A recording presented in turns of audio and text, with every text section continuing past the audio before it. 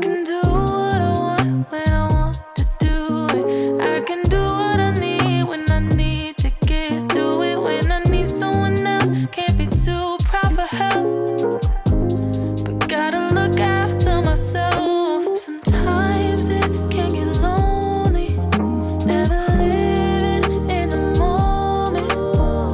When the sun is shining, hope that I'm reminded, like how the clouds keep changing. I'm always steady rearranging, going back to the basics of what a good day is. What a good day is. And that's exactly what the day is. But it's exactly what you make it. So please don't go wasting. And I'll do the same, even if it's raining. How could I complain? And my feels got me feeling some type of way. You always free to take a break. Hope you feel what I felt. You gotta look after yourself. Sometimes it can get lonely, never living in the moment. When the sun is shining, hope that I'm reminded, like how the clouds keep changing. I'm always steady rearranging, going back to the basics of what a good day is. Of what a good day is. What a good day is. And that's exactly what the day is. All right, it is that time. Good morning and shout out to everybody who's in the building. Y'all know what to do. Drop a 1 in the chat if you can hear me. We should be good to go. We're going to go ahead and get into it. Ooh, and we're looking all crispy and clean on the screen too. Welcome, y'all. Welcome back to another YouTube live stream and another episode of The Morning Show. I'm your host, Classy Beats of patreon.com/classybeats. Make sure y'all go check it out. We're going to have an amazing show for y'all today. I'm looking forward to talk about all that we have going on. Some sad things, very, very sad things we're going to talk about on the show. We also got some updates on Diddy, what's going on there. It gets wild as usual. And we got some updates on Drake, UMG, and so forth. So we're going to get into it. I got to say what's up to the people, though, and say good morning to everybody who's in here, man. Shout out to y'all. We've got my awesome, amazing Amy is in the building, too. Shout out to Amy. Does so much here. Thank you so much, Amy. I appreciate everything that you do. Michi is in here. We got A Fitz, Beautiful Butterfly, Miss 86, Brown Sugar Babe is up in here. Valencia, Taco Tuesday is in here as well. I actually might have a taco today. We'll have to wait and see.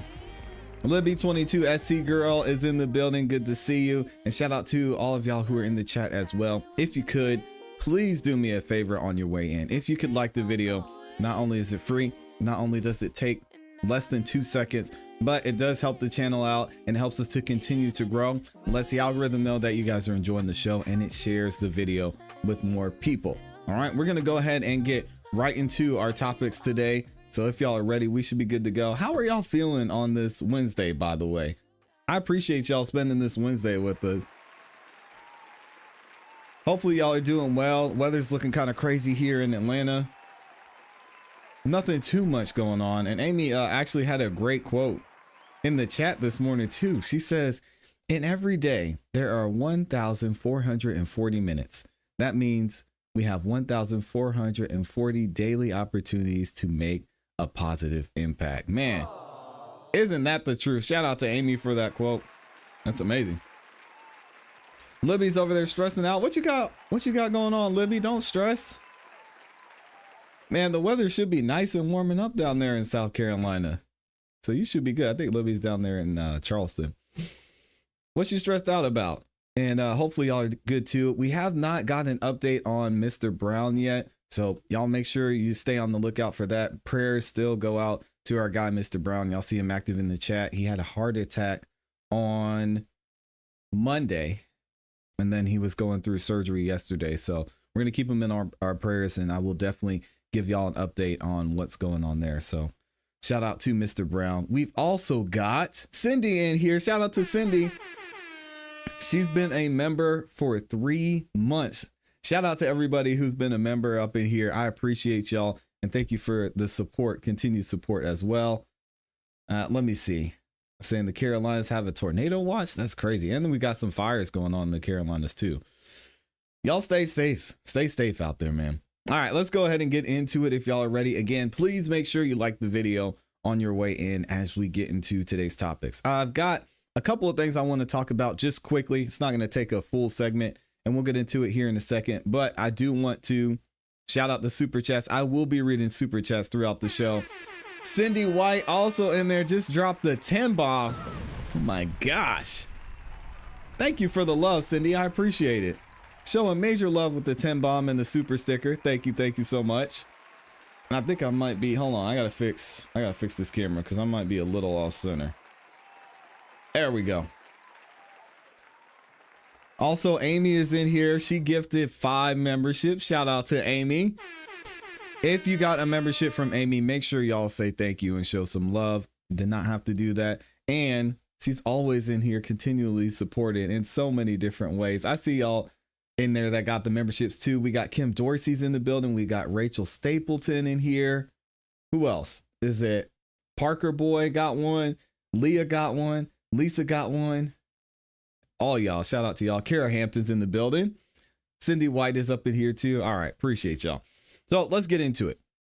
We've been talking about what's been going on with Drake and this whole battle back and forth between UMG. Recently, we heard that iHeartMedia, they wanted nothing to do with this lawsuit that Drake has going on against UMG. We read through some of the court documents that were saying UMG and iHeartMedia had something going back and forth, and Drake still wants some discovery when it comes to communications between the two, when it comes to some of the deals that have been made back and forth. And now we have some updates from UMG and what they're trying to do and what they want to do moving forward with this case. So shout out to Document Tings for this over on X. Absolutely amazing work, dropping legal documents and covering what's been going on with Drake and UMG. They say this is breaking news. Drake versus UMG. UMG request to adjourn the initial pre-trial conference scheduled for April 2nd, 2025 has been denied. What happened here? We've got Aubrey Drake Graham versus UMG Recordings. And we've got Jeanette Vargas. Shout out to the Honorable Judge Vargas, says defendant's request to adjourn the initial pre-trial conference scheduled for April 2nd, 2025 is denied. It is not the practice of this court routinely stay discovery pending the outcome of a motion to dismiss. Oh, shout out to Judge Vargas. She said no delays. Drake is getting another win. Drake is getting another win here. Not a lot of people are covering this, I think, because Drake is he's knocking him down and winning this. A lot of people, especially after what went on with Drake and Kendrick Lamar, don't want to see Drake be successful in this. But if there's something wrong, if UMG did something they weren't supposed to, let's get through the process and find out what happened. That's exactly what Judge Vargas is saying here. All right, she said, you can see, and then she quotes the case law there. A party seeking a stay of discovery shall file a letter motion pursuant to this court's individual rules and practices in civil cases. Any such letter motion will be discussed at the April 2nd conference. All right. The clerk of court is respectfully directed to terminate ECF number 18. So ordered on this day, Jeanette A. Vargas, Judge, the Honorable Judge Vargas. So even with that, we have some more news going on. Now, this is a little flashback to what UMG initially said. So what were they actually asking for and why did they want to postpone things in the first place? So here's the initial letter where they were asking Judge Vargas to hold things off because they essentially don't want to give up the discovery for whatever reason. I'll let you guys decide. Dear Judge Vargas, we represent defendant UMG Recordings Incorporated in the above captioned matter.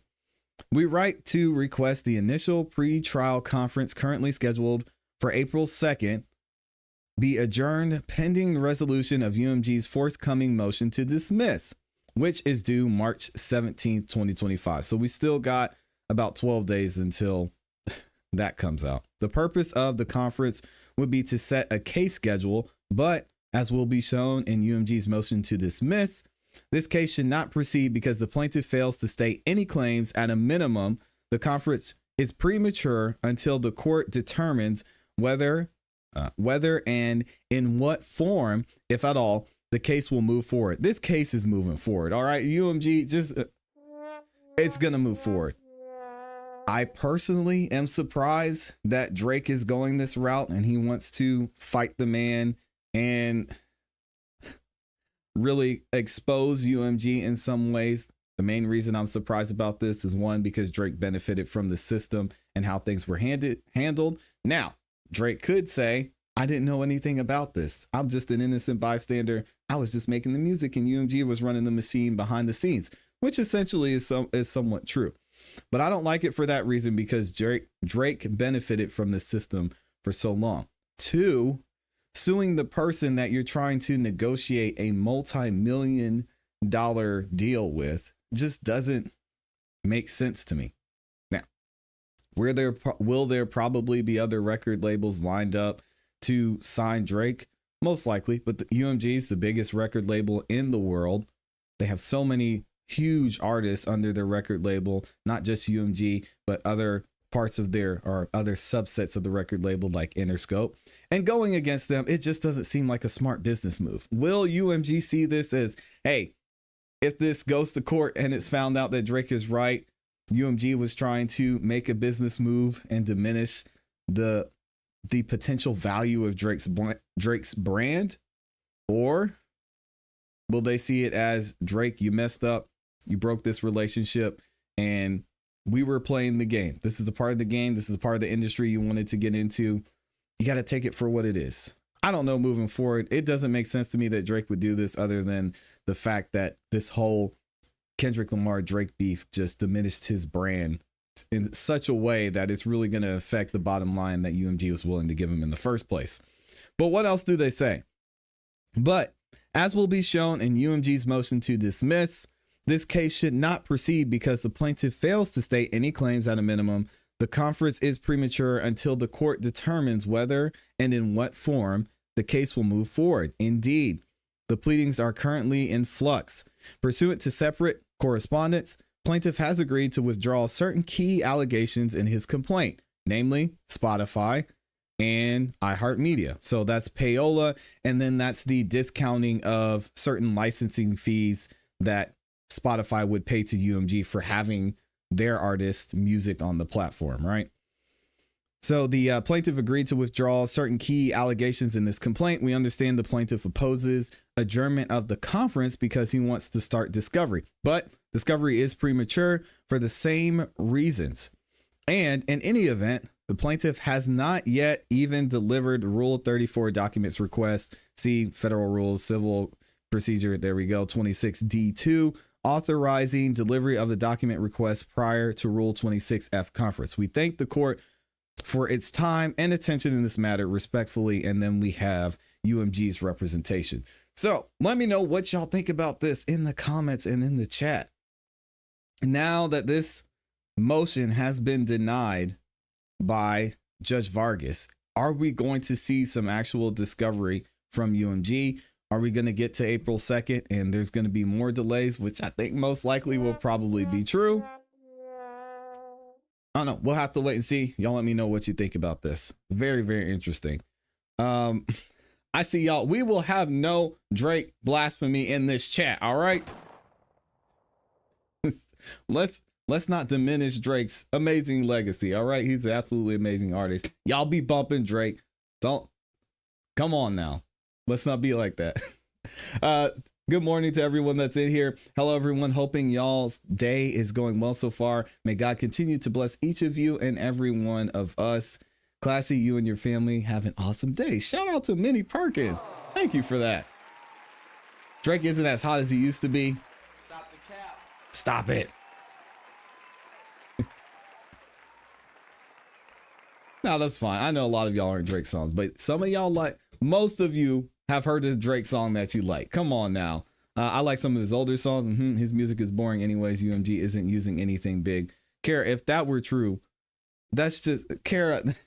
Stop the cap. That's just not true. They gave Drake a $400 million record deal. So it's just not true at all. I'm sorry. I hate to break it to you, but you don't just hand somebody a $500 million deal and that person's not hot.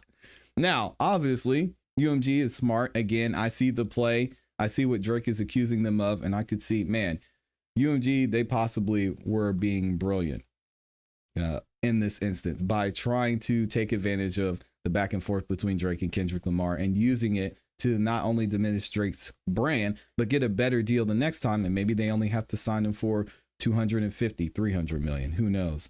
Well, then he better bring better music. Oh gosh. Okay. Somebody's listening to it, or maybe not. Maybe Drake's just going to expose everything and no one was ever really a fan of Drake anyway. Drake needs to not sue them if they've done him good in the past. I'm with you on that, Libby. That's initially why I didn't like this one. Like, Drake, you played the game, you lost. This lawsuit's lame. I think Drake is lame for filing this lawsuit. But also, on the other hand, I can also say that he does have a case here, because being in the music industry myself, knowing and understanding how these platforms work, a lot of the things he's alleging in this lawsuit are true. We know they happen. We've seen them happen. Who's liable and who's responsible for them being done this way, we'll never know. Is there a paper trail for that? Most likely, probably not. There's a lot of handshaking being done. There's a lot of things you won't actually see. And maybe certain things are said on the phone, behind the scenes, in coffee shops. So a lot of that we won't see. So with both of those things can be true. This lawsuit's super lame, in my opinion. I think UMG just beat him at the music industry game, and he should just take it. But if he wants to fight and he wants to bring this lawsuit, fine. I just think it's going to put him at even more of a disadvantage, and it's going to be something that ends not well for him. But at least he can say he fought, I guess. Anyway, let's get into another one of our hot takes today. We got to talk about that man, Tony Buzbee. And this is just going to be a quick one. Y'all know, talking about somebody I'm not a fan of or don't rock with, I don't think anybody is backing up Tony Buzbee at this point. Well, I've actually seen several people make videos still saying that Jay-Z did something heinous behind the scenes to get this dismissed. But either way, Tony Buzbee is out here trying to defend himself for what happened with his client. I cannot believe this man is not only still trying to backtrack, but still trying to convince all of us that what he did was right, that he still thought he had a valid case in some ways. Anyway, let's go ahead and see what Tony Buzbee had to say in this BS Instagram post. It's insane. Tony Buzbee says, "I've ignored the salacious and false stories about me that are nothing more than an effort to deter me from doing my important work." Oh. Poor Tony. "I sent a demand for I'm sorry. I skipped a little bit. Here we go. For my important work. I do think it's important at some point to comment when the truth has been turned upside down. Here's the deal. Let me explain," he says. "I sent a demand for a meeting with Sean Carter's attorney on behalf of two individuals who allegedly," oh, we're saying allegedly now. The tone's totally changed, right? "Alleged assaults," we'll say it that way. "Rather than meet with me, Carter's team sued me for extortion, as well they should. Those claims were stupidly frivolous, and I expect they will be thrown out.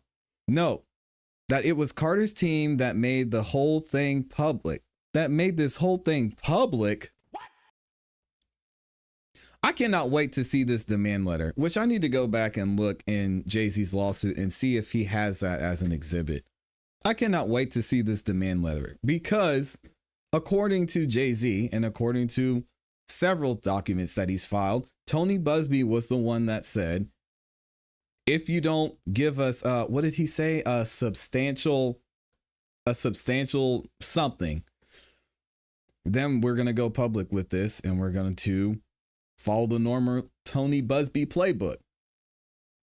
But he's still going to blame Jay-Z in all of this for some reason. Those claims were stupidly frivolous, and I expect they will be thrown out. Note that it was Carter's team that made this whole thing public. Carter's lawyer also came to Houston and met with local authorities and tried to get criminal charges started against me. That went nowhere. They then tracked down and harassed former employees and clients from as far back as 20 years. They were caught on tape offering up to 10 grand to former clients to sue me. 3 did so. All 3 cases were patently frivolous. 1 case has already been dismissed. I expect the other 2 will also be dismissed. Because they refused to meet with me and because I have an obligation to my clients, I brought claims against Carter on behalf of one of those clients in New York.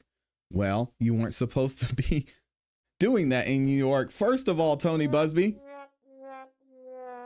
Secondly, you want to talk about an obligation to your client.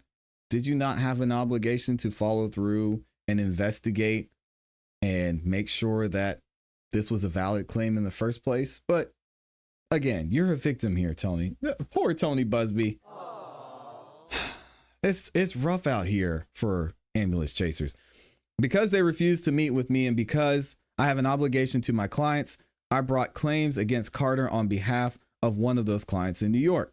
Carter's team filed a meritless motion for sanctions against me, challenged my admission to federal court in New York, which was denied, and filed a state bar grievance against me. Shout out to Jay-Z, as well they should. Tony, you should have known better.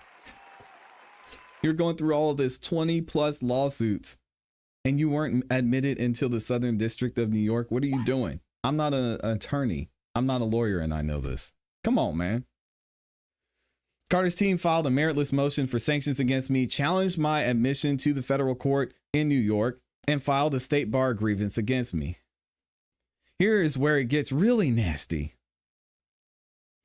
They found my client who had filed the suit. They threatened and harassed her. They harassed her family and friends. She has health issues. She has seizures. He wasn't thinking about that when he set her up with the NBC interview, I guess. She withdrew her case. They then sued her and me again for defamation, as well they should. They had already sued me for defamation, and most of that case is also being thrown out, but not the whole thing. Pay attention here. They wanted a headline, so in that new case they falsely claimed and recanted, she didn't, she hasn't, she won't. I wasn't there when the thing she claimed happened to her allegedly happened. I'm just her lawyer. Can y'all believe this is an attorney saying this?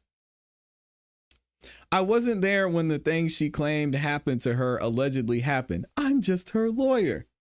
I was sent her case by another firm and vetted it myself and with multiple lawyers on my team. The approach here by Carter's team is unprecedented. It reeks of desperation. Wonder why. We won't be bullied or intimidated, period. Tony, you lost, man. You lost. This approach is not unprecedented. You brought a false claim against a man who wasn't at a location you said he was at, who didn't come in contact with the defendant in your claim. And then your client openly lied. Through all of that, you doubled down, tripled down, quadrupled down, and said, hey, I stand by my client. We vetted this properly. This is what happened. And you're just expecting this man, Jay-Z, to let all of that go? After she dismissed the claim? After she said, I don't want to go through this for whatever reason? After we, on this channel, one of the first places to do it, debunked and did just some basic Google searches and research on the claim and were able to see that it didn't make sense. It didn't add up. How are you the victim here, Tony? No, this is what we call consequences. These are consequences of you as an attorney knowing the right thing to do, knowing you didn't vet this woman properly, even though you're saying you did, knowing the story didn't add up, and trying to get Jay-Z to go along with this quietly, as many have done in the past. And I'm not going to lie, I might have even done myself. You're not a victim, Tony. If anything, you're a victim of your own negligence. And now you're going to have to pay. Let me know what y'all think about this in the comments and in the chat. Tony Buzbee, man, can we get out the violin for Tony Buzbee? Shout out to Amy for coining that phrase. Like, what is wrong with this guy? I can't believe he's doubling down like this. Thank you, Amy. There she goes. Tony Buzbee. Tony Buzbee should stop buzzing around a long time ago. He kept pushing the issue. I mean, he doubled down. It's crazy. Absolutely crazy. I like Drake, but take the L. K. Dot got you in your feelings. This is how the rap game goes. Yeah, I'm with you on that one. I don't like it either. One creator seems to think that he was hinting about filing something against Jay-Z with the other clients. The mail, we shall see. Those are all theories. Until I see it come out, I mean, we'll never know. Shout out to Brown Sugar Babe up in here with the 5 bomb, showing some love. What does she say? She says, Alexa, play Cry Me a River to pop off the pity party. Oh, man. Can we get some Justin Timberlake in here? Because Tony Buzbee is hurting, man. He said, I don't want to think about it. I'm just so sick about it. To Tony Buzbee. Can't believe it's turning this way. Oh, man. It sounds like he knows this is going to end bad for him. Well, what she's saying, sir, is that she only dropped the case because she felt intimidated, but she still stands by with what she said happened. It doesn't matter. That does not matter. It was dismissed with prejudice.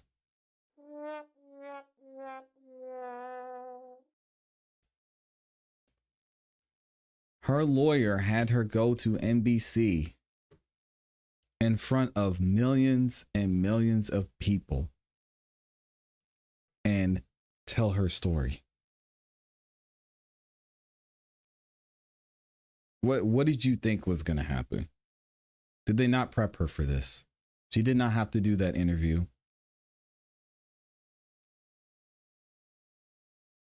Why not see this through? You know why? Because her story's fake. Her story's not true. She's not a victim. How can she stand by the story when it's already been denied by the people closest to her? She's already said, oh, maybe there were some inconsistencies. She hasn't come out and said, like other people were trying to piece things together, oh, well, maybe it was 2003 and not 2000. No, that's the problem, is she stands by what happened. And if you're standing by a lie, you're a liar. Intimidated or not. She should feel intimidated. Liar, good.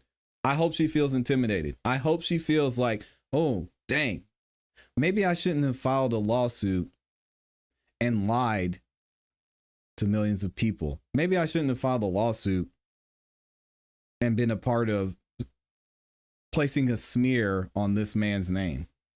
Good. I hope she feels intimidated. You don't have to feel intimidated when you're telling the truth.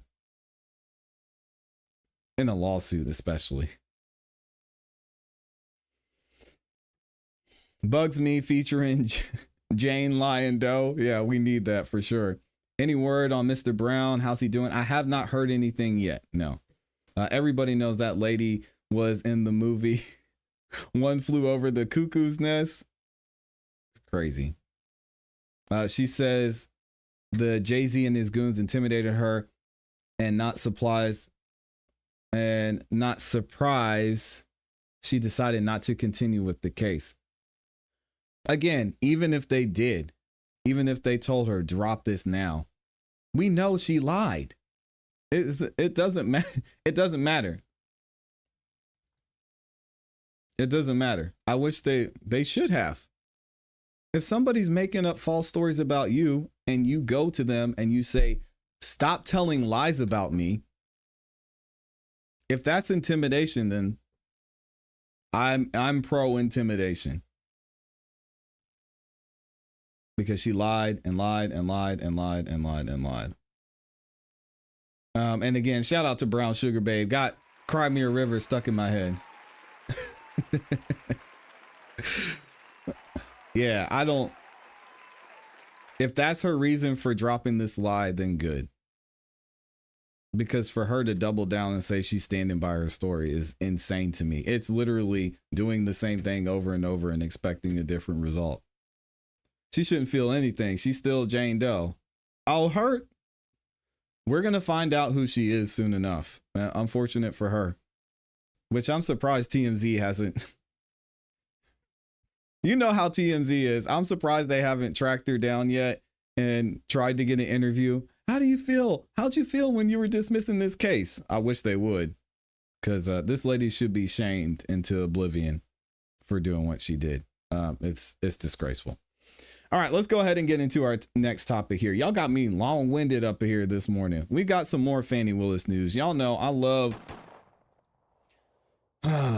getting into it with my folks, my fine folks here in Fulton County about the decision we made to keep this lady in office. So we're going to continue keeping the smoke on Fani Willis until we have some type of resolution, because the voting didn't work. So we're going to have to try another route. We'll get into it here in a second. Yeah, she lied. She's good. She's Jane Doe. No one will ever know. Oh, we're going to find out who Jane Doe is. Trust me. Trust me. It's going to come out. I'm waiting for TMZ to break the news. I think it's going to happen. Either way, let me see here. What are you saying? Man, I've been doing some podcasts and every allegation, it seems like the whole chat believes it. Oh, you've seen? I've been on some podcasts in the chat room. I don't do Oh, yeah, you're saying you've seen some. People just want to see Jay-Z fail. And again, I'm not going to have the conversation, oh, this person is guilty of something. I just don't see a benefit in it. And a lot of these platforms and a lot of even news outlets are having the, oh, well, they're guilty of something conversation. That doesn't make it right that you bring up false allegations against them and you should believe them. I don't know. I think some of these platforms that are pushing that type of ideal should be ashamed, because if it were them on the other side of this, which it could very easily be, some of them with 300,000, 400,000 subscribers, hundreds and hundreds of people watching their platform, they would turn in an instant. If allegations came out against them, they'd be like, oh, see, I knew something was off about that podcaster. Yeah, let me see this lawsuit. I'm going to start my channel and talk about them now that they're... No, I don't do that. I try to treat people the way I would want to be treated. And I don't know Jay-Z personally. All I know is that lawsuit and that claim was BS, and it looked like BS from the start. So shout out to my guy, Dennis Byron, for calling it out too. All right, let's get into Fani Willis. I don't know why I capitalized the S in lies. That's looking crazy up there. So Fani Willis is up here taking another L, and hopefully we're going to come to some resolution soon. As you know, there's been a back and forth between Fani Willis and Judicial Watch. Judicial Watch actually won a lawsuit against Fani Willis where she's going to have to pay their legal fees and over $20,000 in fees. But Fani Willis isn't paying that. Guess who's paying that? Me, Fulton County. We're going to pay it because Fani Willis refused to give up some basic Freedom of Information Act information to Judicial Watch. Not only did she not want to give up the information, she lied and said that the information didn't even exist. Then they did some further research and further investigating, and they were able to find the documents that they want. We went through the same thing with Ashley Merchant. Ashley Merchant won in that case as well. So now we have an update from Judicial Watch, and let's see what they're saying here. Courthouse bombshell, they say. After claiming 0 documents existed, Fani Willis now admits to having 212 pages showing communications with the J6 committee to target Trump. Wow. Willis refused to respond to our records request, didn't show up to oppose our lawsuit, conducted fake searches, and was forced to pay Judicial Watch nearly $22,000 in legal fees. What is Fani Willis hiding? Let's hear what they have to say over at Judicial Watch. Judicial Watch filed a Freedom of Information or Open Records Act lawsuit in Georgia against Fani Willis after she didn't turn over any documents or responded responded with a, as I keep on saying, a hand to the face. Yep. For our request about documents with detailing any collusion she had to get Trump with Jack Smith operation and the Pelosi January 6th operation. And more or less, she said, 3, 4, 5 times, I don't have documents. And even worse, she didn't even show up in court to answer our complaint. So she was found in default. The court noted that the searches were just not real searches at all. She admitted that there were documents after telling us and the court repeatedly there were no documents. The court ordered her to pay Judicial Watch's fees, attorney's fees and costs. So her and she's not paying it. We are. Had to pay us nearly $22,000, but we still don't have the documents. And we've been asking for a special master, which would be a judicial appointed individual who would oversee a legitimate search of records. Today at the hearing, in a hearing over our request for a special master, they said they did another search, and now there are 212 pages of records. Can you believe it? Yes. So they went from having 0 records to 212 pages of records about their collusion with the Pelosi January 6th operation to get Trump. So what does this mean? Obviously, it means that Fani lied multiple times, right? Now they magically came up with this 212 pages. This to me looks exactly like it is. They're saying, okay, we'll cooperate. Fine. You guys are putting the pressure on. We really don't want to have a special master. We reviewed in another video the actual hearing in front of Judge McBurney where they talked about this. They really don't want a special master. They're saying, no, oh, well, we don't want someone having to give out certain information that they're not supposed to. We don't want our employees in the district attorney's office to have to say things and do things that they aren't supposed to do, that they don't feel comfortable doing. And Judicial Watch says, we don't care. We want a special master. Judge McBurney himself even said, you know, guys, looking at the district attorney's office, y'all messed up. And seeing this continuing cause to question how you guys are handling this case, we may actually have to appoint a special master in this. So we're going to have to wait and see. Judicial Watch has more to say on what happened with Fani. Check this out. Fani Willis's lawyer finally acknowledged that they have 212 pages of records on their collusion with the J6 committee targeting Donald Trump. Trump was targeted for exercising his First Amendment rights and presidential duties to ensure election integrity in Georgia. Here we go. Oh, I've got this muted. Hold on, yo. Fani Willis today, her lawyers admitted that they have 212 pages on collusion targeting Trump. Now, they're not going to say it was collusion targeting Trump. That's my term. But of course I'm not. fairly describing what the issue is.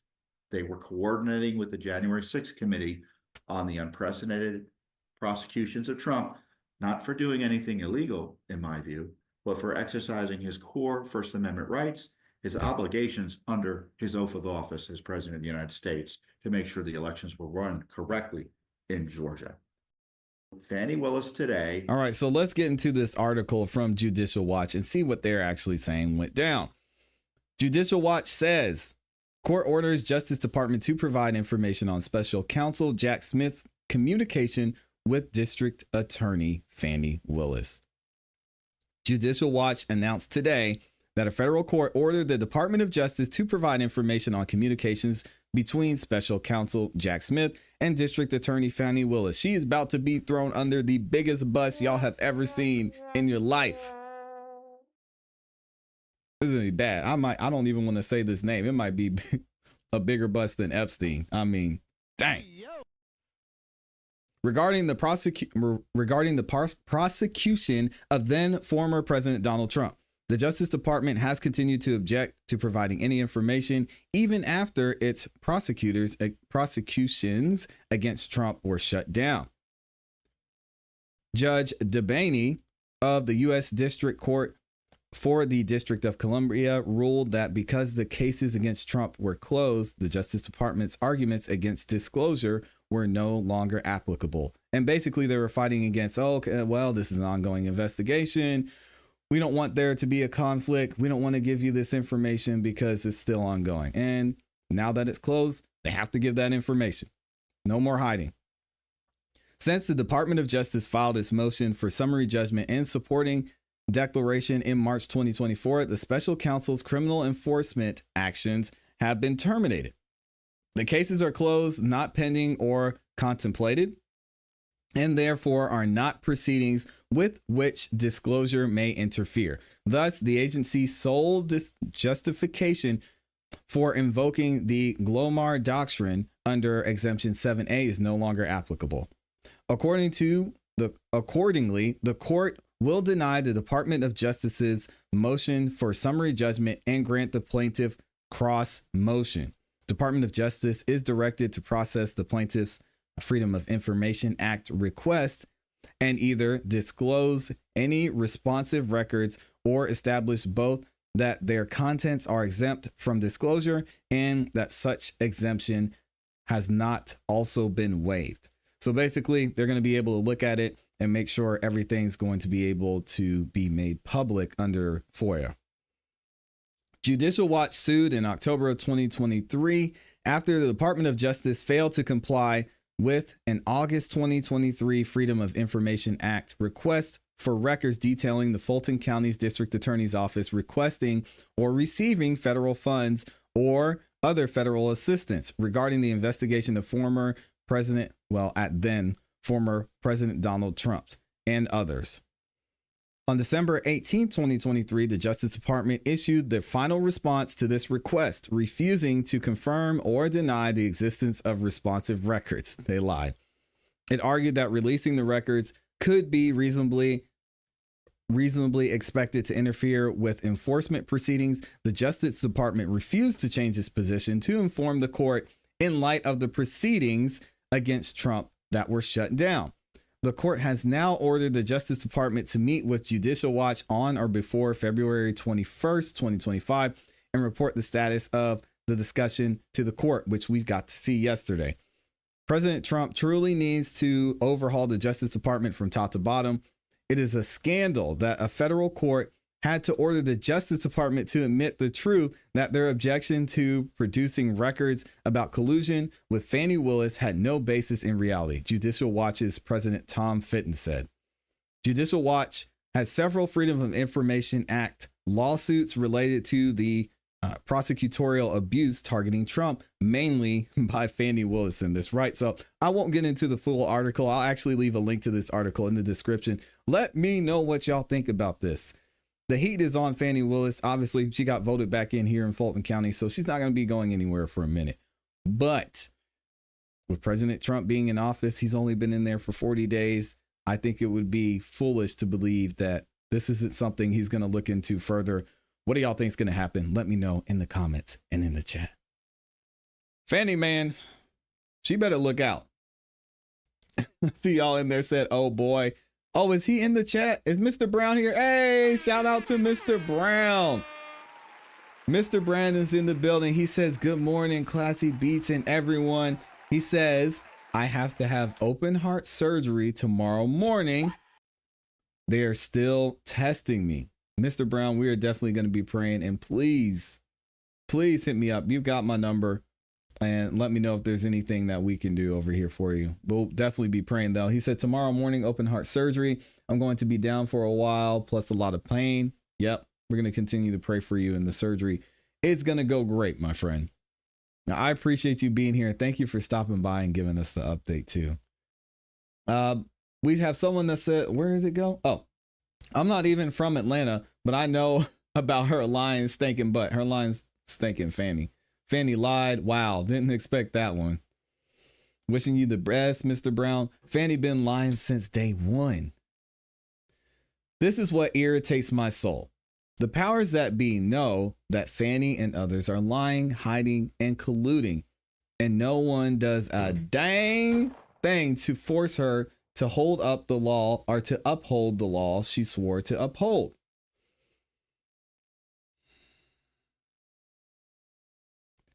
You know what irritates my soul, Nietzsche, is the fact that the people aren't aware that this has happened, or they just don't care. Or that maybe they just hate Donald Trump that much that they think anybody going against him can do no wrong, because Fani's got voted back in. Obviously, I called it before the results came in. We knew she wasn't going anywhere, especially against someone who had never held that office before in Courtney Kramer. So that's what really irritates me, is that people aren't aware of what's going on and that there is a need for change. But we're going to keep talking about it, and hopefully people will see that here. There's a reason at the last minute Biden didn't pardon her. She's left to take the fall and hold the bag. Oh man. Make her do what she would have wanted to others to do. I was surprised she didn't get one. She needs to supply accountability for money given to her boy toy. It's not going to happen.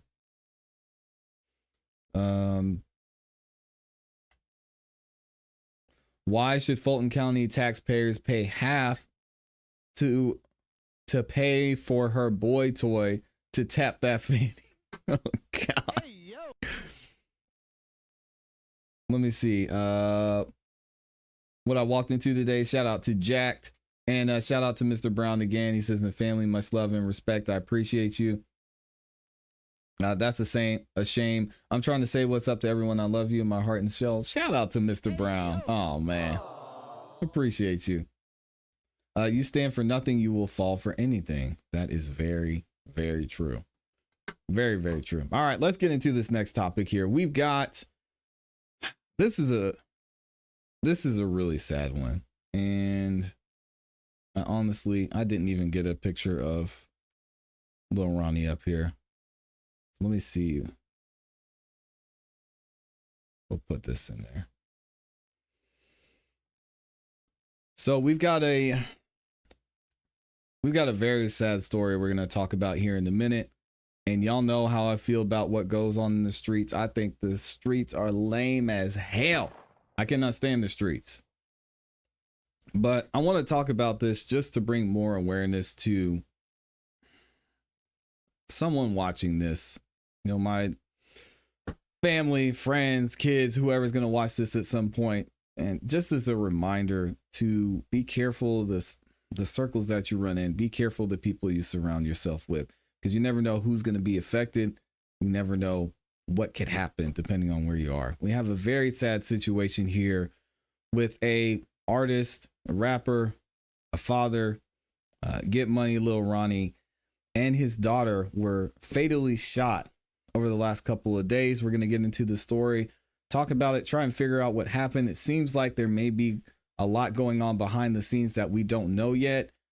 Here's the Fox News reporting on this and telling us what exactly happened and what went down.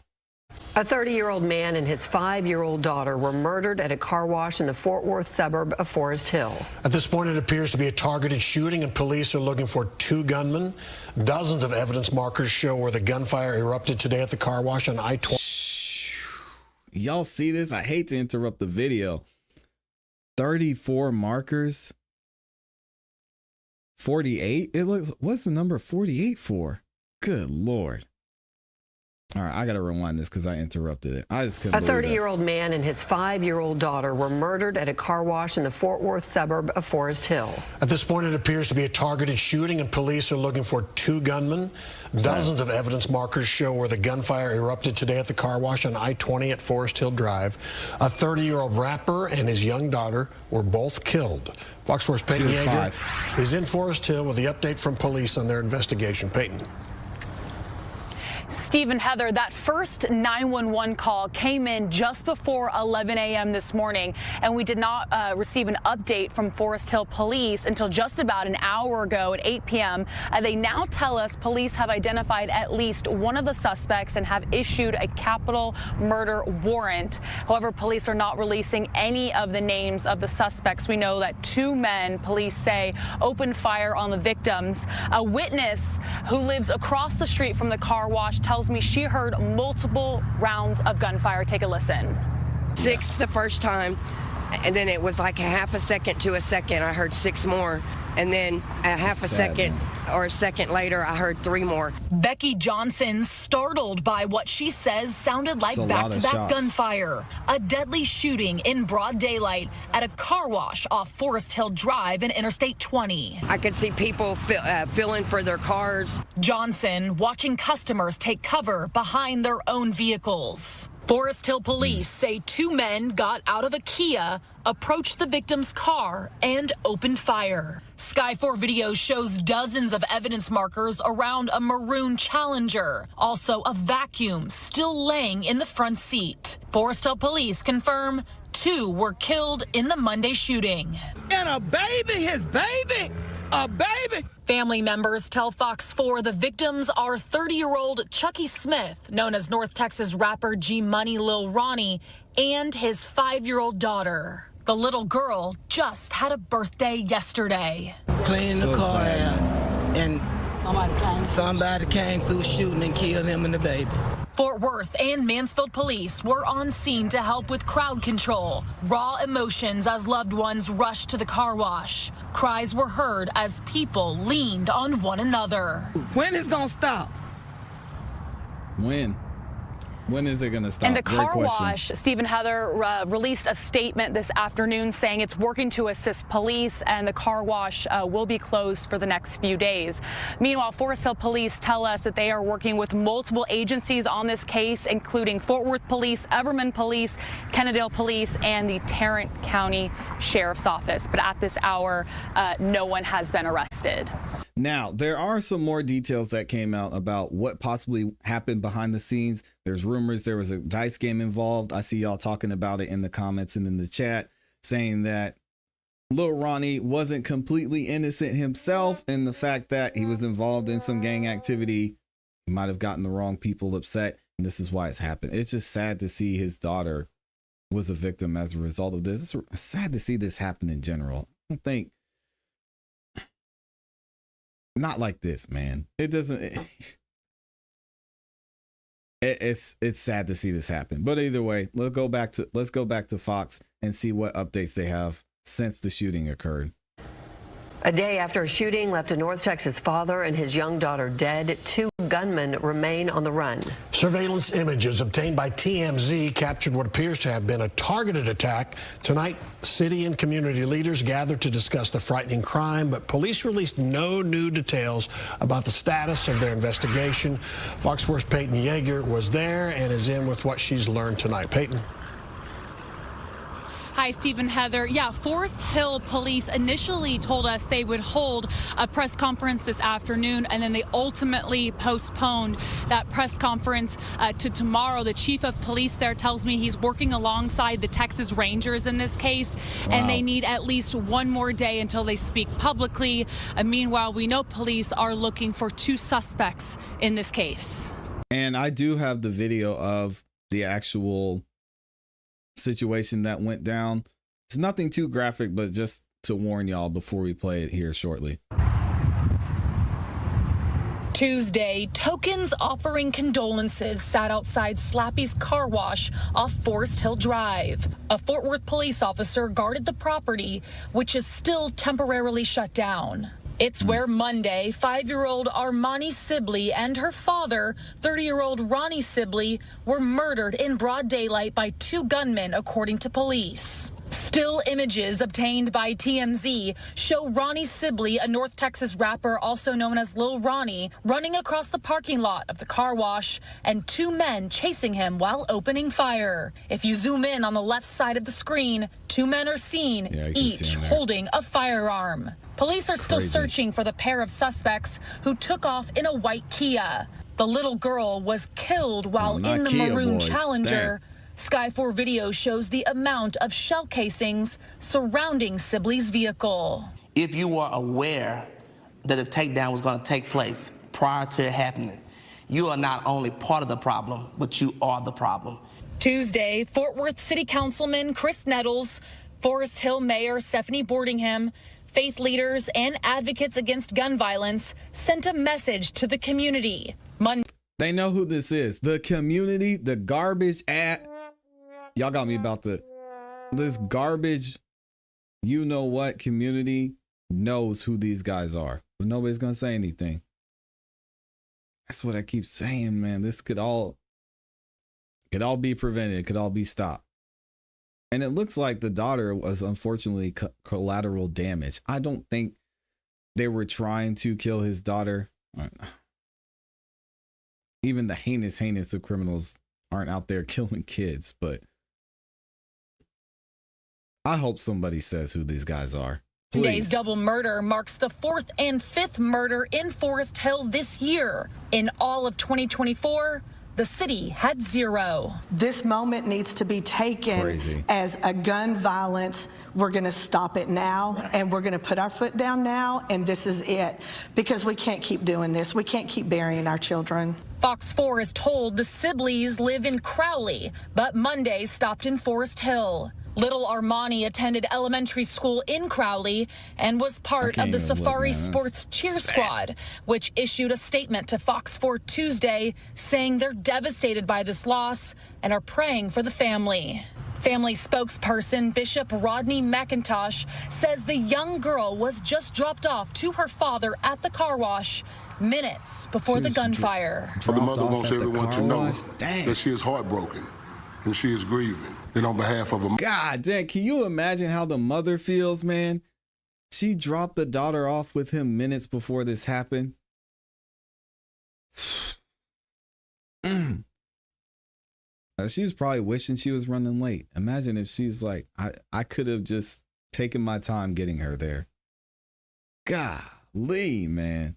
Wants everyone to know that she is heartbroken and she is grieving. And on behalf of a mother, I would ask that they would do the right thing and that they would come forward. Come forward, please. And the last update from Forest Hill Police, which was yesterday, they released that they have identified one of the suspects, but no names were released. Also, at today's press conference, we asked Forest Hill Mayor what the city was doing to combat this recent spike in crime, and she told reporters that we would have to ask the chief of police, and that's something we hope to ask him tomorrow. All right, so let's see the actual video courtesy of TMZ. This is where everything went down, everything that took place. Here we go. And actually, let me do it this way. It's going to be a little bit harder for y'all to see. So you can see there's the car there a little bit off camera. And they started shooting already. Now, it's being reported that he knew his daughter was in the car, and the reason that he was running away from the scene is because he didn't want her to be injured. Obviously, we'll never know if that was the case. But I mean, he ran off and then came back. So you can see at the top of the screen here, those 2 guys are following him. Yeah, if I blow it up, y'all won't be able to see it. These 2 guys are following him. They shoot at him there. He tries hiding behind the dumpster, obviously trying to get back to his car and to his daughter. Let me play the whole thing through.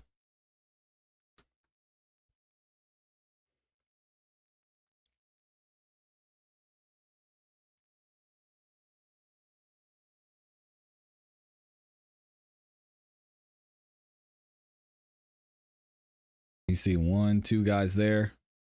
Everybody leaving the car wash. And then you see Lil Ronnie, he falls down. He's hiding. And then he falls down right there.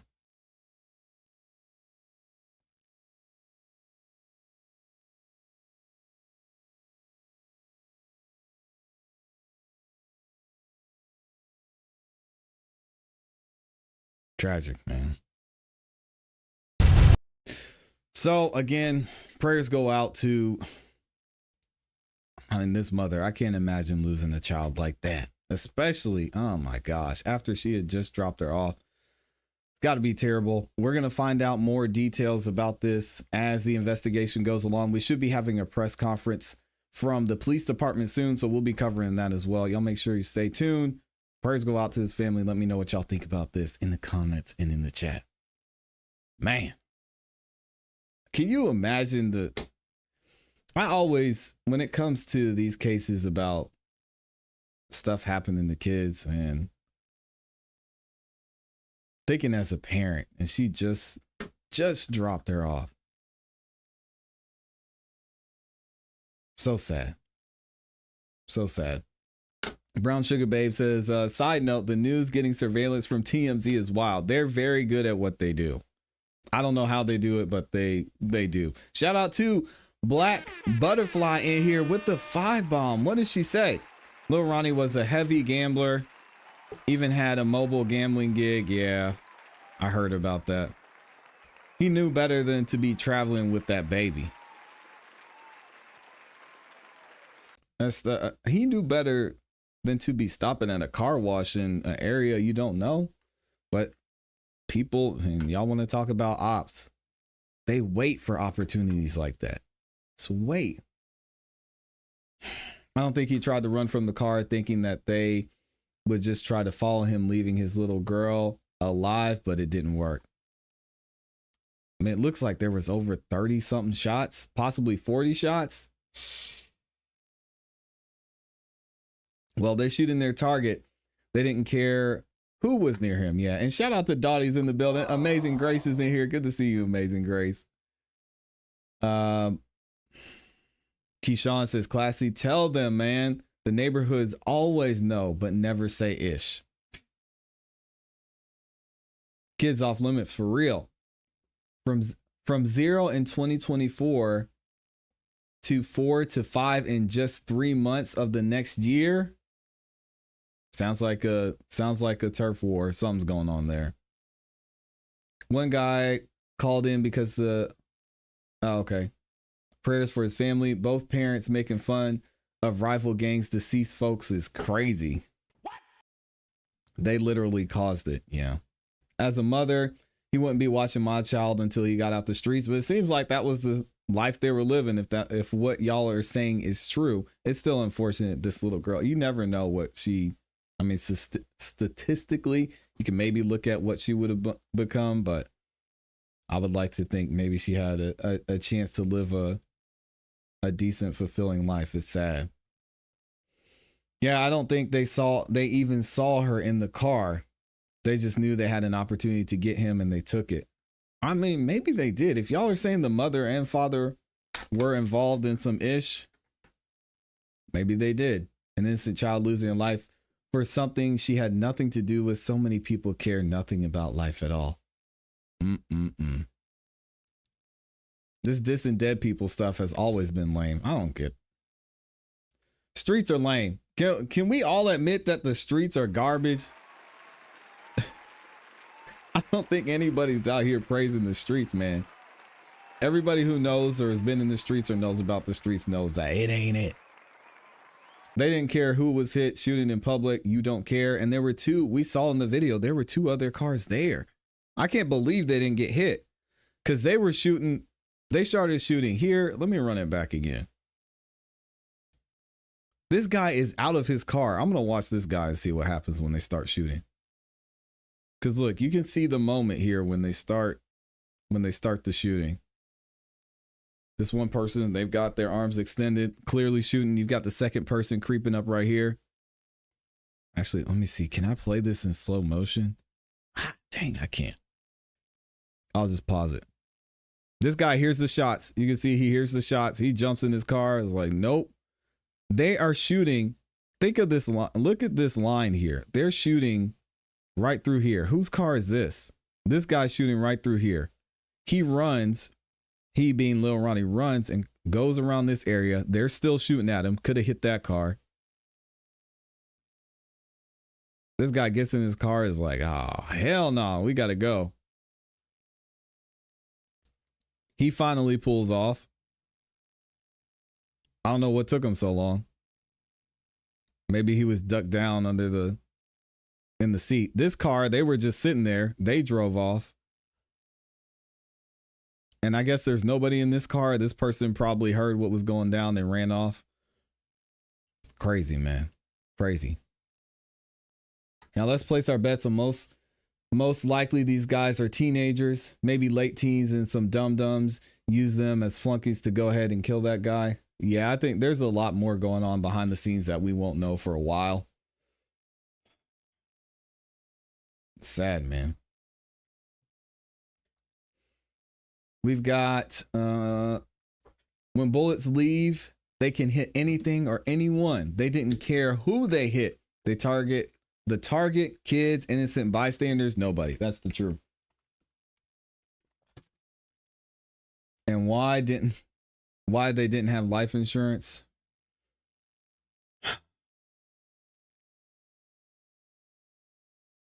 Super sad, man. All right, let's go ahead and get into this next story.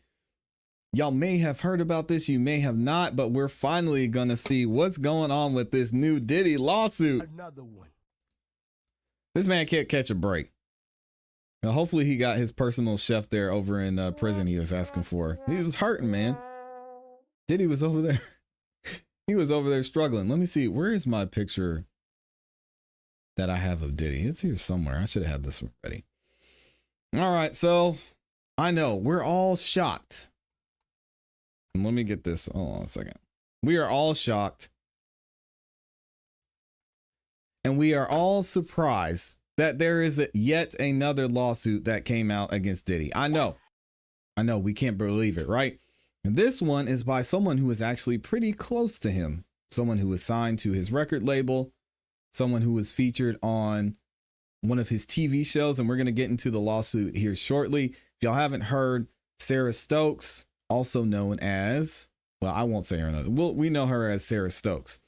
She is filing a lawsuit against Diddy. We're going to get into the full lawsuit here. We won't break down the whole thing, but I want to read the important parts and give the story a background of what happened. I found some interesting videos, though, from Sara back in the day she made with her and her husband that were kind of weird.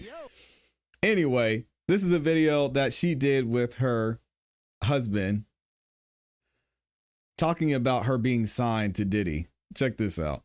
Wife was Hey, y'all don't be joking like that. God, he took his ring off. Oh, that's awkward. Sara Stokes, an ex-member of Diddy's group, The Band, creates a parody skit with her husband poking fun at the fact that she was once signed to Diddy. Now, this happened last year in September 21st of 2024, and they since apologized. Well, not really apologized, but I guess people didn't find it funny and they had some backlash from this. What did they say on their Instagram? Sara Stokes, aka Sarah Rivers from The Band, releases a joint statement with her husband after they did a few Diddy skits. What did they say? Certain assaults and domestic violence will never be subjects of humor. Okay. I did not highlight the tragedy of the allegations. Rather, I focused on the infamous reputation of the events, which have been talked about for years as some of the most notable parties I entertain in the entertainment history. My response reflects a realistic portrayal of how anyone who is seriously involved with someone that could have participated in these events might react. This is not meant to downplay any allegations, but rather to bring attention to a question many have wondered: who willingly participated in these events? Now, I preface that to say she is now filing a lawsuit against Diddy. Recently filed over the past several days, Sarah Rivers, formerly known as Sara Stokes, is now going after Diddy. we're going to look into this. We're going to see what happened and give you guys an overview of what's going on. All right. Here's the preliminary statement. On November 16th of 2023, Cassie, we're going to call her, filed a 35-page lawsuit in which she exposed Diddy of subjecting her to nearly a decade of physical, other things, sexual, and emotional abuse, punctuated by, I'm not going to say that word, trafficking, and being forced to engage in drug-fueled, non-consensual encounters or intimacy with other men. Diddy's lawyers would say differently. We'll get to that at a later point. Ordinarily, when a lawsuit such as Cassie is filed that involves events that took place long ago, witnesses are few and far between and evidence hard to muster. So basically, they're prefacing this by saying, we might not have a lot of evidence behind this, but I'm just saying what happened. Not so for the claims brought against Diddy. Within minutes of the filing of Cassie's claim, were confirmed by various witnesses, including a viral musician whose car Diddy blew up. That was Kid Cudi, they're alleging. Various individuals who observed defendant Combs beat Cassie, and the video released by CNN showing the defendant Combs physically abusing, battering, and assaulting Cassie. Bad. Terrible, terrible, terrible. Since Cassie's brave decision to file a lawsuit against Diddy, Diddy has accumulated numerous lawsuits across the country for the same conduct alleged by Cassie. The number is growing and continuous in various jurisdictions throughout the United States. In September 2024 of last year, Diddy was arrested in the Southern District of New York, where he's currently being held with no bond while awaiting various serious criminal charges. Plaintiff now alleges she too is one of many victims of defendant Combs or Diddy and other defendants named herein. Plaintiff can support her allegations and has suffered extreme emotional distress. Dying to Diddy. You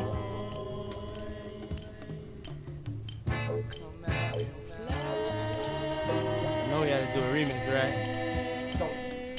Stop.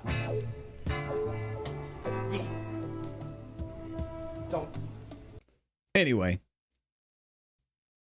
the plaintiff can support her allegations and has suffered extreme emotional distress impacting nearly every aspect of the plaintiff's life and personal relationships. Given all the brave individuals who have come forward against defendant Combs, Diddy, plaintiff is also doing the same. A complaint similar to the plaintiff's herein was filed by another plaintiff who was part of a second installment of the television show titled Making the Band, MTV. Originally produced by Murray, then airing on MTV, much of the allegations plaintiff made therein are similar in nature as the plaintiff in this matter. Plaintiff in this matter was pioneer of Making the Band 2 hip-hop television show, which originally aired on October 19th of 2002. Plaintiff brings this action seeking injunctive, declaratory, and monetary relief against the defendant in violation of the Victims of Gender-Motivated Violence Protection Law, Gender-Motivated Violence Act, New York City Admin Code. Y'all can see that there. Okay, we're going to skip through the jurisdiction and venue. And then we have, of course, some information about the Gender-Motivated, let me make sure I say that right, Gender-Motivated Violence Protection Act. And we're going to get into the parties. We know who Sarah is, but we'll read a little bit about her. Miss Sarah Rivers is a resident of the state of Michigan and was employed by Diddy, Bad Boy Entertainment, and so on and so forth. That's who she is. We have the defendant. Y'all know who he is. Sean Diddy Combs up in here. Shout out to Diddy. We've got Bad Boy Entertainment. We've got Tracy Waples. Oh, who is Tracy? We're just going to call her Tracy because I'm probably saying her name wrong. Upon information and belief, resides and is domiciled within the state of New Jersey. At all times relevant herein, defendant Tracy was either the vice president of marketing at Bad Boy Entertainment and Bad Boy Records in New York, or general manager at Bad Boy Entertainment and Bad Boy Records in New York. Okay, so Tracy and Allison had seen some things, which is probably what we're going to get into here shortly. We got Tracy We got Allison. We got Chris up in here. We've got Mr. Stevens, because I'm going to mess up his name. We've got Norma. Oh, Lord. She's going after everybody. We've got Mr. Fosworth. Oh, goodness. Tony, say it ain't so. We've got Mickey up in here. Oh, she's going after everybody. We got D-Dot, Jason Wiley, and Bad Boy Entertainment. We've got Phil Robinson. Did they all know? Sean Perez. Oh, this is a mess. We've got UMG is mentioned in this one too. No, they can't catch a break. They cannot catch a break. We've got Janice Combs. Oh man. And all of them in here. We've got Paramount Global taking shots. We've got Viacom in here as well. What did they do? I guess they gave Diddy money, so they're in trouble. We've got MTV. We've got Jackie French, Lou Pearlman. We've got Murray in here as well. We've got Town Square Media Group. Don't even know who that is. And we've got some Doe defendants in here as well. Oh my gosh, this is going to be a mess. All right, if y'all get ready for this one. This is going to be wild. Here we go. Factual allegations. The plaintiff is selected from an open call audition to be a semifinalist in the inaugural hip hop edition of Making the Band. The television show entitled Making the Band MTV originally aired on ABC on March 24th of 2000 for 3 seasons, ending on March 30th, 2002. Making the Band was created by Defendant Lou and founders of the Defendant BM, Mary Ellis, and Jonathan Murray. The group that was made during the inaugural season was a boy band and a pop group, O-Town. The O-Town season is referred to as MTB1. The group O-Town was assembled by Defendant Lou. Defendant Lou is also responsible for the boy band supergroups Backstreet Boys and NSYNC. Shout out to Lou, man. Very successful. Upon information and belief, Defendants Lou, BM, and MTV decided the next season of Making the Band it would form a hip-hop group. Defendants Lou, BM, and MTV enlisted defendant Diddy to find a group from an open casting and have it filmed, produced, and aired on television, referred to as Making the Band 2. The plaintiff, while in Atlanta pursuing her already blossoming music career, received a call alerting her to an open casting call for a music group by defendant Diddy. Plaintiff immediately returned home to Detroit to audition for the potential group. Plaintiff was the 7th person to be sent out of thousands of people who appeared to have a chance at music stardom with defendants MTV, Bad Boy, and Diddy. Plaintiff was selected as a semifinalist and was told that the next steps would be to come to New York to continue the audition process, be evaluated by defendant Diddy, and ultimately have an opportunity to be a member in the group being formed on the new season of Making the Band called Making the Band 2. What follows is all a sequence of events that were documented by defendant BM and aired on defendants MTV's network between October 19th, 2002 and April 20th of 2004. It is important to note plaintiff was never compensated for her participation on Making the Band 2. Wow. That's tough. Making the Band 2, Season 1, Episode 1, Open Call, Initial Talent Search. First episode describes the show as the second installment, but this time looking to form a hip-hop group called Making the Band 2. In this episode, we meet the plaintiff. Shout out to Sara Stokes. Defendant Harv explains defendant MTV held auditions for candidates in Detroit, Miami, New York, Atlanta, LA, and DC and Baltimore to be members of the new hip-hop group formed by defendants Diddy and Making the Band 2. Diddy meets with an unidentified executive, John Doe 1, who is never named while appearing on the show, presumably an employee of defendant MTV, regarding the next steps for the semifinalists from the open auditions of Making the Band 2. Also, also at this meeting is defendant Phil, a longtime friend and business executive working for defendant Diddy and his enterprises. During this meeting about Making the Band 2, Diddy takes a call from his son. How do they know all this? Defendant MTV transports through various DOEs, common carriers, all the semifinalists to New York City to meet the defendant Diddy for further consideration to be a part of the group. Defendant Diddy conducts auditions with the semifinalists. Okay, we've all seen it. We've got episode 2 of the same season, Search for More Talent. In this episode, celebrity cameos are made by Andre Harrell, Russell Simmons. Defendant Diddy meets with defendants MTV and BM to brainstorm ideas to promote casting. Defendant Diddy complains to defendant MTV that he doesn't feel like he has the talent from the current group of semifinalists to make a group, and the defendant MTV has have to be involved with acquiring the talent so that Diddy can form a group. Defendant Diddy complains to the defendant MTV that he feels bamboozled by the defendant MTV into thinking this was something hot when it was not even good enough to make it into his office. Dang! He said, this talent y'all got is absolutely garbage. Defendant Diddy complains to defendant MTV that he doesn't feel like they are doing what they needed to do to help him promote this endeavor.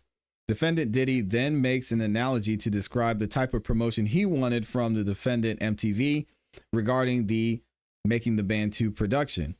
When Puff on trial, what happens in the trial, the whole world knows about it. A Puffy trial is special. Defendant Diddy went... What? Okay. Defendant Diddy went on to say, since Making the Band was positive, he deserved the same attention and press as his trial coverage.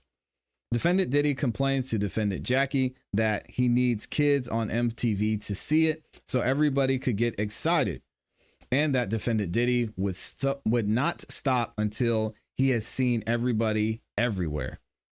Defendant Diddy then makes an analogy about not choosing a woman to leave the club with at 10 p.m. versus at the height of the night at 1:30 a.m. Oh my gosh. In an effort to explain why he should not stop until he has seen everybody everywhere. This guy is crazy. Here we go. Defendant Diddy went so far as to say he would wait as late as 3 a.m. to decide on what woman to leave the club with, to emphasize his seriousness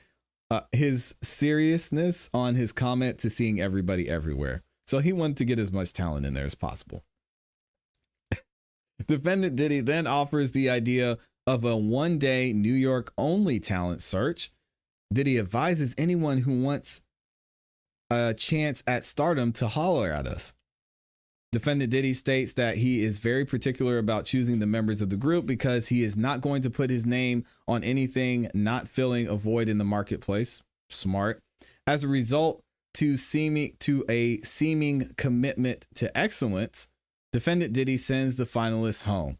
During the scene, when the contestants are told that they are being sent home, you can see the contestants signing documents. Plaintiff believes were contracts with defendants BM, MTV, Viacom, and Paramount. Defendant Diddy scolds the contestants' behavior to members of his staff and the staff of defendants BM and MTV, saying they were pampered because defendants BM and MTV bought them plane tickets and put them in hotels. The episode ends with celebrity appearances from rappers Loon and Foxy Brown. Making the Band Season 1, Episode 3. Oh man, we're still going. The semifinalists selected. A 48-hour New York City audition process begins as demanded by defendant Diddy. Approximately 3,000 people show up for the first day of open auditions. Defendant Diddy, meanwhile, is getting ready for his performance on the defendant's MTV Awards show called the Video Music Awards. Wait a sec. Was this in 2000?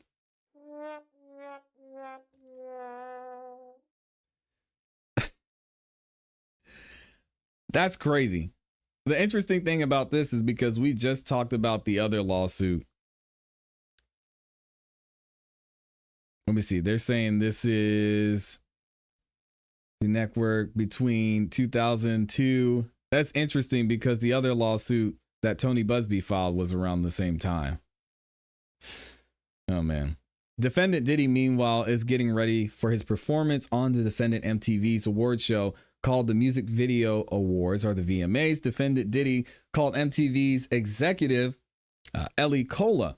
Cola and Defendant Diddy discuss Defendant Diddy's demand for more time to perform at the VMAs. Defendant Diddy's request is ultimately granted. Defendant Diddy chooses 15 of the original semifinalists to return to New York to continue consideration for the group. Contestants, including Sara, are placed in a hotel and share their hotel room with a roommate. Semifinalists are then transported from the hotel to a location where they audition for Diddy so he can select the candidates for Bad Boy Boot Camp.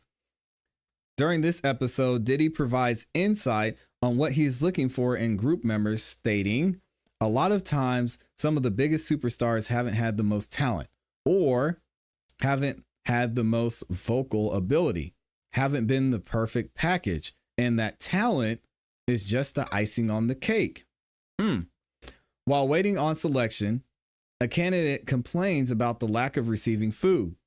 This same candidate is scolded by Tracy, who makes her first appearance as vice president of marketing for BBE. Defendant Tracy admonishes the contestant for complaining about not being fed and told the contestants she needed to be humble, somehow indicating that the desire to eat lacked humility. Diddy was told about the contestant's food comment, which Diddy responded by immediately eliminating that contestant from consideration to the group. They got chopped. Dang. That's tough. Diddy exposes his intent with the group members, stating he was literally going to try to break them. Oh, God. Diddy explains his desire to break the contestants because he says it's what the music industry tries to do to us every day, and complains about how being in the music industry is one of the hardest jobs to have. That is the truth. Diddy then further advises that people should never let anyone interrupt you from your dreams. Diddy then selects the contestants for the Bad Boy Boot Camp, which the plaintiff is selected. Okay, so what went down at the Bad Boy Boot Camp? Y'all still good? Y'all still with me? This is getting interesting. So, Making the Band 2, Season 1, Episode 4, The Boot Camp. In this episode, we are introduced to another executive for defendants Diddy, BBE, and Allison Stanley. Allison Stanley is who they're introduced to. Plaintiff and the contestants in the Bad Boy Boot Camp are transported from their hotel and taken to a park to work out with a personal trainer employed by BBE and Chris. Diddy makes another statement about his intent to break some of them in an hour. Man, maybe he should have been on The Biggest Loser if that's what they were doing. Or make them have a nervous breakdown or make them pass out because become unhealthy and quit, he said. Defendant Divine, hopefully I'm saying that right. Defendant Divine, another employee and agent of Diddy and BBE, is sent to work with the female singers only on dance moves and choreography. This includes the plaintiff. Diddy arrives at the dance studio to watch the women dance for him. The plaintiff is required to dance individually for Diddy, Divine, Allison, and various other employees of MTV, BM, and BBE. The plaintiff was considered as one of the best dancers, or one of the better dancers. It is important to note the male singer nor any of the other male rappers or female rappers were forced to endure choreography and evaluations by Diddy. Contestants are then brought to BBE's offices for media training, where a brief argument ensues. Norma, an executive assistant to Diddy, admonishes the contestants, telling them that BBE offices are a place of business because they don't argue and fight there. So if there's a problem, they should leave. The episode ends with contestants being taken to the hospital by ambulance due to overexertion from the everyday morning workouts. Dang. All right, we got episode 5. The plaintiff discusses her family, comprised of her 3 younger children and husband. Diddy watches a video of plaintiff saying she believed him to be one of the smartest people she's ever met, a genius, while Diddy stands proudly next to the TV displaying the plaintiff making these statements. Diddy discusses how this season of Making the Band is different, saying it was not O-Town Cats, but something different. Diddy arranges for contestants to have a showcase at his restaurant, Justin named after his son. The showcase will determine the individuals who get to move on in the process and move into the house. 30 contestants perform for Diddy at the showcase to be one of the 12 individuals selected to move into the house for further consideration of the group. Defendant Diddy then again warns the contestant that if you make it into the house, I will try to break you one day, or I will try to break you day one. Diddy, seemingly aware of his outrageous conduct, states that he wasn't trying to make the process of being in the group over dramatic or tougher than what it is, but that it ain't a cakewalk. The plaintiff is called as the first contestant to make it to the next round and move into the house. All right, we've got the first elimination coming up, and then this goes on and on. I'm going to get into the rest of this at a later time. I know sometimes it can be a lot, but we're going to read on and see what happened after the finale, because a lot of this seems to be around Making the Band. This whole thing is 148 pages. So what I'm going to do, I'm going to leave a link to this full document in the Patreon. If y'all haven't checked it out, make sure you go over there, and we're going to read through this, and I'll give you guys a summary at a later point, but we might do some more of this on the next show. Let me know in the comments in the chat if y'all want to hear the full claim and what's actually going on here. This is going to be interesting. It's a good story. He said, hey, is this a lawsuit or a recap of the show? It sounds like it. And she's just telling the story leading up to what happens, because we get into it later here. Let's see. So we got Hell Week. We've got Farnsworth Bentley. He shows up. We got the plaintiff struggles as an R&B singer in the group. We got the Wyclef episode. So he's giving the whole breakdown. We got a band member went missing in episode 2. We got episode 12. Episode 13, the finale. And I guess that's when she makes it. And then she's talking about the Bad Boy soundtrack. We got the album release and tour. There's a lot in here, y'all. So we'll get into it. We'll get into it. Give them some IV fluids. Yeah, they were out there struggling. Wasn't there another girl in the group, Danity Kane, also sue him? Yes, and she was actually featured in, we reviewed it. It was a TMZ special that they did over on Tubi. It was really, really good. It was really, really good. We reviewed it, and Danity Kane was featured in that too. She did sue Diddy. Ain't nothing worth lowering yourself for a clown like Diddy by walking in the cold for a piece of cheesecake. Oh, Lord. Also, this is only one of the Making the Bands. All 3 of them have someone suing him. That's true. Did she mention the band member she was cheating on her husband with? What? I doubt it. We'll get into that though. Let me know if y'all want to go through this full thing, because there's a lot. There's a lot here. I'm going to put together a summary of the whole thing, but it's definitely interesting. So I've got y'all. And she was in there acting wild. Anyway, all right, we're going to get up out of here. Thank y'all again for the love and support. We got over 900 of you like the video. Sheesh. Thank y'all, man. Thank you, thank you, thank you. And thank you to everyone who sent in the super chats too. I appreciate all of y'all.